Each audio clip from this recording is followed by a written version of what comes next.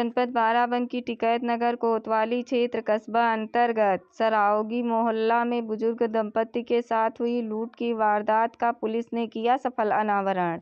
एक किशोरी सहित 4 गिरफ्तार। स्वाट सर्विलांस व टिकैत नगर कोतवाली टीम ने ज्वाइंट ऑपरेशन में की सभी की गिरफ्तारी। बीती 27 जनवरी 2025 की रात घर की बाउंड्री कूदकर बुजुर्ग दंपति को बंधक बनाकर की थी लूटपाट। वारदात में दंपति की पोती का कथित प्रेमी भी था शामिल। यूपी ब्रेकिंग न्यूज से शिवा वर्मा की रिपोर्ट। हमारे 5/6 की रात में इसी महीने के टिकैत नगर में एक घटना हुई थी लूट की रात में। आरंभिक स्तर पर पूरी तरह से घटना ब्लाइंड थी, जिसमें जानकारी में आया था कि 4 लड़के घर में आए थे और जो घर के आगे वाले हिस्से में एक वृद्ध दंपति रहते थे, उनको बांध करके और उनके कमरे में रखा हुआ लगभग 20-22 हज़ार रुपया और कुंडल ये लेके चले गए थे।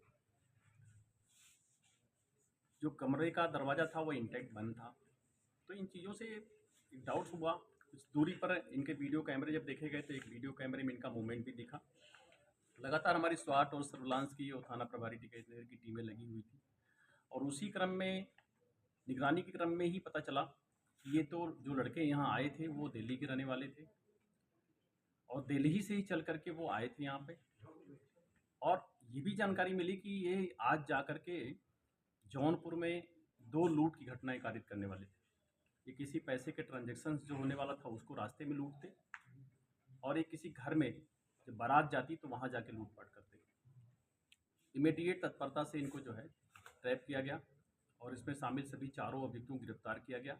जब इनसे पूछताछ की गई मालूम चला कि जिसमें अमन है वो महोबा का रहने वाला है, एक उसमें बुलंदशहर का रहने वाला सादिक, सूरज, धीरज, ये सभी अलग अलग जगहों के रहने वाले थे और जाके दिल्ली में रहते थे और ओला चलाना, मिस्त्री काम करना, राजमिस्त्री काम करना, मोटर मैकेनिक काम करना, इस तरह कामों में थे और आपस में दोस्ती थी।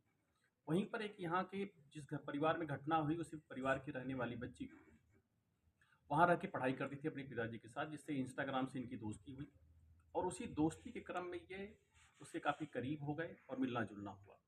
उस रात भी ये बदमाश उसी बच्ची के बुलावे पे ही यहाँ पे आए थे और उसने ही बुला करके अपने दादा वाले कक्ष में इनसे लूटपाट करवाई थी। उसी ने इनको चाबी प्रोवाइड कर दी थी जिससे उनको घर में घुसने में आसानी हुआ और जब ये सब निकल गए तो फिर उसने बंद करके चाबी को उसी स्थान पर रख दिया जिससे किसी को डाउट नहीं हुआ। तो इस तरह से ये सातिर लोग हैं जो एक नाबालिग बच्ची के को एक तरह से अपनी माया जाल में कहिए, प्रेम जाल में कहिए फंसा करके और घटनाएं कर रहे थे।